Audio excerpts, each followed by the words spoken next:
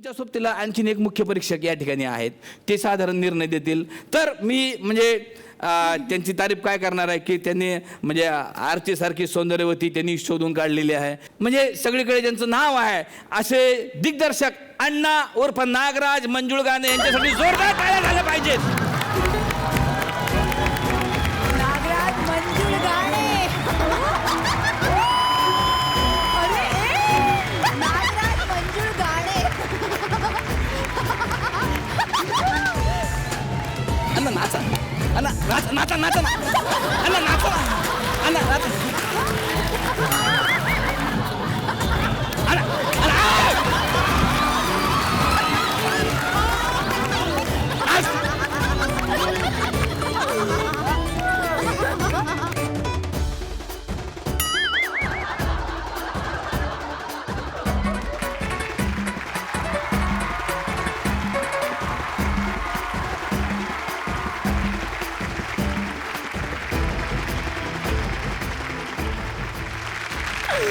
सांभाळा. अरे बापरे, उगाच वाटलं मी यांना नाचा म्हणून सांगितलं, एवढा आग्रह केला. हा चांगला गप होतो मी. हो ना, चांगला गप होतो ना. मग काय तर. मग लोकांना माहिती आहे मी सुरू झालो की मग जाळण दूर सांगत असतो. मग तर असू द्या. तर जोरदार टाळ्याने स्वागत करूया नागराज मंजुळगाणे यांचे या ठिकाणी आलेले आहेत. तर अण्णा मी मला म्हणजे तुम्ही आता आले म्हणून लई उत्सुकता माझ्या मनात जागून राहिलेली आहे. मला तुम्हाला एक प्रश्न विचारायचा आहे शॉर्टकटमध्ये का बा अण्णा, तुमचं नाव आहे अण्णा, तर तुमच्यावर असा दक्षिणेचा प्रभाव आहे का? नाही, दक्षिणेचा काही संबंधच नाही. मग तुम्ही नीट बघितलं तर मी आधीच सांगितलेलं माझ्या पिक्चरचे जर राईट्स घ्यायचे असतील तर एवढे % मी घेणार. तर दक्षिणेचा संबंध आलाच कुठं? बरोबर आहे ना, दक्षिणेचा संबंध नाहीत. असू द्या अण्णाचं वेगळंच चॅनल लागलेलं दिसते, मला काय अर्थ नाही. असं नाही, तसं नाही. माझं काय म्हणणं आहे अण्णा, दक्षिणेचं म्हणजे साऊथचा प्रभाव आहे का तुमच्या? साऊथचा काय प्रभाव नाही आपल्या. नाही, तुम्ही बघाल तर आता साऊथवर मराठीचा प्रभाव आहे. हा हा हा.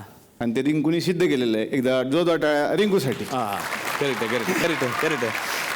आहे. हा म्हणजे आता त्याच्यावर डिटेलमध्ये मी तुमच्याकडे येणारच आहे. सगळ्या गोष्टी त्यावेळेला मी सायराईटची कथा लिहायला घेतली. मला आठवतं मी बानेरला होतो पुण्यामध्ये आणि त्यावेळेला मी असं टेरेसमध्ये बसलेला असताना तेव्हा मला आरची दिसली अशी समोर.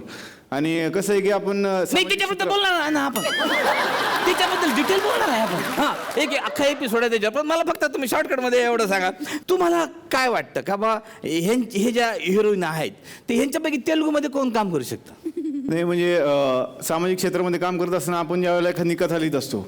नाही सामाजिक क्षेत्राने तेलुगूमध्ये कोण काम करतं असं मला विचारायचं. असं कोण करू शकते बा तेलुगूमध्ये म्हणजे जसं रिंकून काम केलं तसं जर परत पिक्चर करायचं झालं तर मला वाटतं प्रार्थना करत.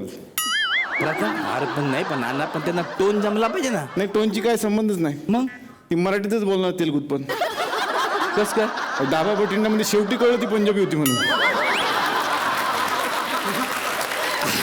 असू दे, पण तुमच्या माहितीसाठी सांगतो अण्णा, ते मूळ गुजराती आहे बरं द्या. मग तर जमलंच तिला. कस काय?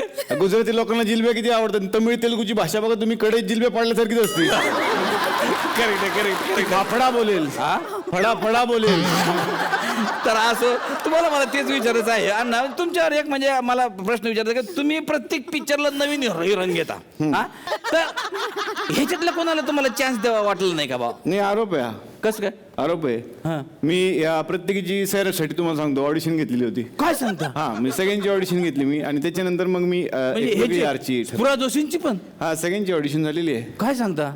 मग का नाही त्यांना चान्स दिला जोशी मॅडम? त्यांचे प्रॉब्लेम जादा होते ना. कस काय? त्यांचं असं म्हणणं की ती तुम्ही आरची पाहिजे ना तर शुद्ध बोलणारे दाखवा. आरची शुद्ध बोलत असते. आणि त्यांनी 2-3 डायलॉग पण चेंज केले, ते मला अजिबात आवडलं नाही. म्हणजे पिक्चरमध्ये तुम्ही डायलॉग तुम्ही बघत असाल की सगळे बसलेले आहेत ह्याचा कटला आपला शाळेतला. तर मास्तर विचारतात तुमची छंद सांगा, तुम्हाला मार्क किती? तर ती आमची रिंकू बोलते की मला मार्क 55% 12वीला आणि पाहुण्याचा छंद आहे वगैरे. ह्यांनी स्वतःच घेतला मनाचाच डायलॉग. म्हणे मी बोर्डात आलेली आहे 12वीला. अरे द्या. आणि मला कवितांचा छंद आहे. आणि तेच वेगळंच म्हणणं होतं की माझी एंट्री तुम्ही बुलेटवरून नाही तर लुनावरून करा. का? पाय पोचत नव्हते ना. आणि जिथं म्हणजे आमचं वाजलंच खरं तर ते होतं ते म्हणले झिंगाट गाण्याच्या जागी तुम्ही माझं गाणं टाका आणि किती सांगायचंय मला वर सगळेजण धतिंग पार्टी करतात असं एक सॉन्ग करा असं तिचं म्हणणं होतं. अरे बा फारच कठीण गेला असतं हे फार कठीण आहे. हे सामाजिक सगळं. क्षेत्रात ज्यावेळेला आपण वावरत असतो त्यावेळेला अशा ज्या समस्या आपल्या समोर येतात म्हणजे त्याच्यावर येणार आहे मी अण्णा त्याच्यावर डिटेलमध्ये येणार काय हरकत नाही पण मला तुम्ही फक्त एवढं सांगा का बा त्यांचं सोडा तर तेजस्विनी मॅडमला का नाही चान्स दिला तुम्ही नाही ते तर फारच आर्थिक का? टेन्शनच होतं मला ते फार कस काय त्यांचं सगळं बिग बजेटच होतं ना सगळं. म्हणजे मग त्यांचं असं पहिलेच मीटिंगला असं झालं की तुम्ही परशा बदला. अरे देवा मग परशा तुम्ही एक तर स्वप्नील जोशी घ्या नाहीतर अंकुश चौधरीला घ्या आणि फारच बजेट वाढतंय असं तर संजय जाधवला परशा म्हणून घ्या. असं काय सांगता आणि त्यांचं आणि एक म्हणणं होतं की बाबा अण्णा तुम्ही जर दिग्दर्शक असाल तर काय प्रॉब्लेम नाही बाकीच्या लोकांची तुम्ही करा सगळे दिग्दर्शित पण माझे जेवढे सीन आहे तेवढे संजय जाधव डिरेक्ट करणार आणि पिक्चरचं नाव सुद्धा संजय जाधवच ठरवतील. क्या बात आहे काय नाव ठरवलं मग संजय जाधवने ए रे परशा.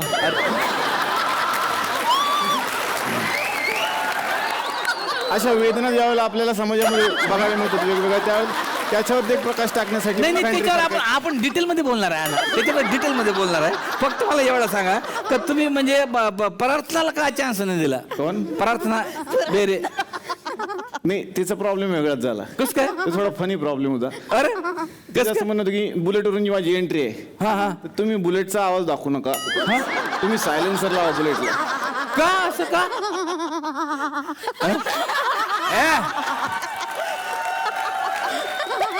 बुलेट बुलेट कोण आणली रे अंधार बंद करा बुलेट आवाज बंद करा बुलेटचा तेच झालं बुलेट सुरू झाली की तिला हसायला यायचं बुलेट सुरू झाली की तिला हसायला यायचं म्हणजे लोकांना पण कन्फ्युजन व्हायला लागलं नंतर की बाबा दिवसभर कोण गावात बुलेट चालवतो म्हणून त्यामुळे मग ते गेला रोल बाकी काय नाही बाकी ती फनी एकदम.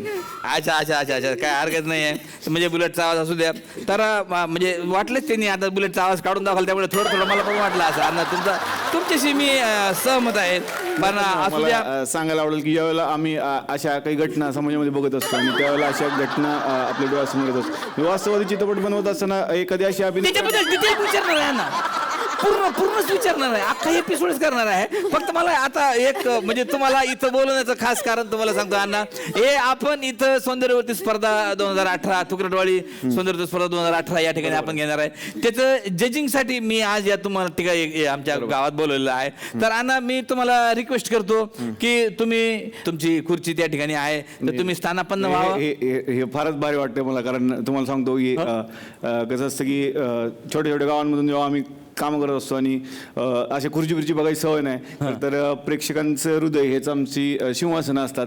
नाही हृदयावर कम्प्लीट येणार आहे आपण कम्प्लीट सगळं व्यवस्थित डिटेल घेणार आहे आपण म्हणजे मी तिकडे बसायचंय तर तुम्ही स्थानापन्न व्हावं अशी मी तुम्हाला विनंती करतो बस